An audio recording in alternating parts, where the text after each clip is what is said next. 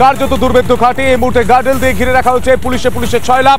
কিছুক্ষণ আগে অর্চনা মজুমদার এখানে এসেছিলেন, তাকে প্রথমে ঢুকতে দেওয়া হচ্ছিল না, পরে তিনি ঢোকেন এবং ঠিক বেরিয়ে এসেই তিনি অভিযোগ করেছেন যে নির্যাতিতার সঙ্গে দেখা করতে দেওয়া হচ্ছে না, নির্যাতিতাকে লুকিয়ে রাখা হচ্ছে। নিরাপত্তা রক্ষীরা বাইরে বসে থাকতেন আর ভেতরে মনোজিৎ টেবিল চেয়ার পেতে মদ্যপান করতে ব্যস্ত থাকতো। এই বড় ব্রেকিং এ নজর রাখতে হচ্ছে। অর্থাৎ মনোজিতের যেই কলেজে দৌরাত্ম চলতো, দাদাগিরি চলতো, সেই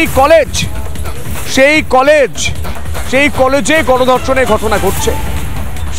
সেই কলেজে মনোজিৎ করতো টিএমসিপি। তারপর মনোজিৎ এই কলেজে অস্থায়ী কর্মী হিসাবে নিয়োগ পায়, জাদুতে পায়। আপনাদের আরো একবার জানিয়ে রাখি, কলেজের গার্ডরুম দখলে ছিল মনোজিৎ ও তার দলবলের। গার্ডরুমে সব সময় প্রবেশাধিকার ছিল না নিরাপত্তা রক্ষীর। অর্থাৎ যে গার্ডরুমে গার্ডরা থাকবে, অর্থাৎ নিরাপত্তা রক্ষীরা থাকবে, তাদের প্রবেশের অধিকারই ছিল না।